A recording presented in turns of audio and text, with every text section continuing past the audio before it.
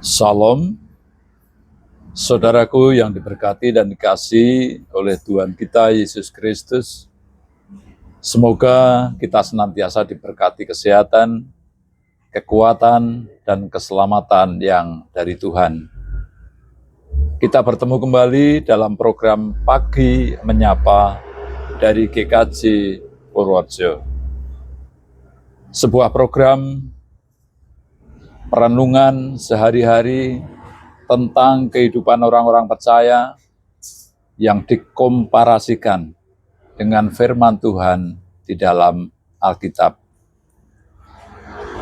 Saudaraku, memasuki bulan Agustus ini, kita diingatkan kembali akan arti sebuah kemerdekaan. 17 Agustus 1945, kita bangsa ini memproklamirkan diri kemerdekaan Negara Kesatuan Republik Indonesia. Itu artinya 81 tahun sudah kita merdeka. Satu usia, kalau ukuran manusia tentu sudah sangat sepuh, mungkin gerakannya sudah lambat, mungkin pelupa, mungkin pendengarannya berkurang. Namun untuk sebuah bangsa, umur ini tentulah tidak sama dengan umur kehidupan manusia. Pertanyaannya, apakah kita sebagai orang percaya sudah ikut mengisi kemerdekaan ini? Atau justru kita termasuk orang-orang, oknum-oknum yang menggerogoti kehidupan bangsa ini demi kepentingan diri sendiri? 81 tahun sudah, itu adalah kemerdekaan fisik, jasmani kita sebagai anak bangsa yang kita rasakan lepas dari penjajahan bangsa Belanda 3,5 abad, lalu disusul penjajahan bangsa Jepang 3,5 tahun, akhirnya kita merdeka. Lalu bagaimana dengan kemerdekaan secara rohani? Kemerdekaan iman sebagai orang percaya. Ketika kita sudah menerima Yesus sebagai Tuhan dan Juru Selamat, saat itulah hakikatnya kita sudah dimerdekakan, sudah dimenangkan dari dosa. Pertanyaannya, kapan Anda menerima Yesus? Mungkin sejak Anda dibaptis, sejak memaku CD, angkat CD, sejak baptis dewasa, atau bahkan sejak lahir, juga mungkin sejak terjadi mukjizat di dalam kehidupan Bapak Ibu Saudara. Setiap orang tentunya punya pengalaman masing-masing dalam menerima Yesus. Kemerdekaan rohani kita, Bapak Ibu, dibayar dengan harga yang sangat mahal. Dengan darah Tuhan Yesus yang disalib dan mati di Golgota, dan yang kemudian bangun pada hari yang ketiga. Bangkit pula dari orang mati pada hari yang ketiga. Dan diberikan kepada kita dengan cuma-cuma bagi orang yang mau menerima Tuhan Yesus. Lalu kalau kita melihat kejadian di sekitar kita, bulan-bulan lalu, bulan Juli, seluruh dunia itu perhatiannya terpusat pada satu event, pesta sepak bola sejagat, atau kita kenal sebagai Piala Dunia, yang disaksikan bermiliar orang, baik itu secara langsung di lapangan, melalui program-program televisi. Juaranya siapa, kita sudah tahu semua, yaitu Spanyol yang di final mengalahkan Argentina dengan skor 1-0. Manusia di dunia lalu familiar dengan nama legenda sepak bola. Ada Ronaldo dari Portugal, ada Messi dari Argentina, ada Mbappe dari Perancis, Haaland dari Norwegia, dan masih banyak lagi.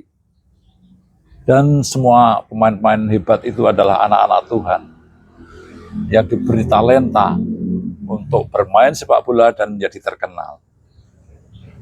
Lalu di bulan Agustus ini juga ada event di negara kita, yaitu Piala Presiden.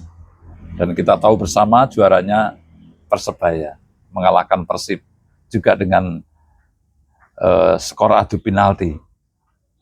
Kemudian ada lagi Piala AFF, ASEAN Football Federation. Sayangnya negara kita Indonesia gagal mencapai semifinal. Namun yang ingin saya sampaikan Bapak Ibu, bukan hasil dari Piala Dunia, bukan hasil dari Piala Presiden, bukan hasil dari Piala AFF. Tetapi saya ingin mengajak Bapak Ibu melihat, memperhatikan bagaimana proses sebuah kesebelasan itu mempertahankan kemenangannya setelah dia meraih kemenangan. Dan juga bagaimana tim yang tertinggal berusaha merebut kembali kemenangan itu dari tangan lawannya. Mereka adu strategi, saling mengamati lawan, saling mengintai kelemahan lawan masing-masing, menjaga pergerakan lawan. Kadang juga ada yang bermain curang, memprovokasi wasit, dan mengulur-ulur waktu, serta membawa supporter yang demikian banyak agar bisa meraih kemenangan. Kadang terjadi yang sudah unggul balik terjegal dan menjadi kalah. Atau sebaliknya, yang sudah menang bisa mempertahankan kemenangan itu sampai pada permainan selesai atau sampai garis akhir. Saudaraku, begitulah gambaran kehidupan orang percaya yang sudah dimenangkan, yang sudah diselamatkan, yang sudah dimerdekakan secara rohani oleh darah Yesus. Kemenangan yang sudah diterima, tapi roh kegelapan senantiasa mengincar kemenangan itu. Roh kegelapan senantiasa mengincar kemerdekaan itu. Kemenangan kita diincar dengan berbagai strategi, dengan berbagai kecurangan, dengan iming-iming duniawi, jabatan, mungkin kekayaan. Mari kita lihat nasihat Rasul Paulus di dalam Galatia 5 ayat 1. Galatia 5 ayat 1. Supaya kita sungguh-sungguh merdeka, Kristus telah memerdekakan kita. Karena itu berdirilah teguh, dan jangan mau lagi dikenakan perhambaan. Perkenanan saya ulang, supaya kita sungguh-sungguh merdeka, Kristus telah memerdekakan kita. Karena itu berdirilah teguh, dan jangan mau lagi dikenakan perhambaan. Bapak Ibu, setelah kita dimenangkan, kita diselamatkan, kita terima Yesus, maka orang percaya harus jaga betul kemenangan itu. Roh jahat akan gunakan segala strategi yang licik. Curang, yang nampaknya malah mengenakkan secara dunia, namun hakikatnya itu akan menghancurkan kemerdekaan atau kemenangan kita. Roh kegelapan sering mengganggu dan mengalahkan iman kita, baik selain dengan jabatan tadi, kekayaan, juga teknologi. Dengan adanya teknologi, orang percaya kadang malas beribadah, lebih senang beribadah secara online, tidak mau bersekutu, sehingga tidak bisa saling mengenal dan ngaruhke sesama jemaat, sangkul sinangkul ing buat repot, memberikan kasih kepada sesama, punya HP yang modern malah untuk menipu dan sebagainya. Menggunakan teknologi untuk merebut kemenangan yang telah Tuhan berikan kepada orang percaya.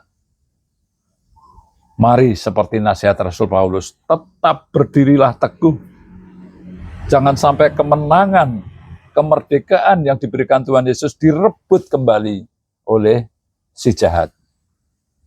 Jika suatu saat kita terpeleset, kita jatuh, bertobatlah. Dan berdiri kembali, raih kembali kemenangan dan kemerdekaan itu. Kita tidak sendirian, Bapak Ibu. Tuhan Yesus menjanjikan Roh Kudus yang siap mendampingi kita jika saja kita mau membuka hati kita dan menerima Roh Kudus. Tetaplah berjuang, Tuhan memberkati. Amin.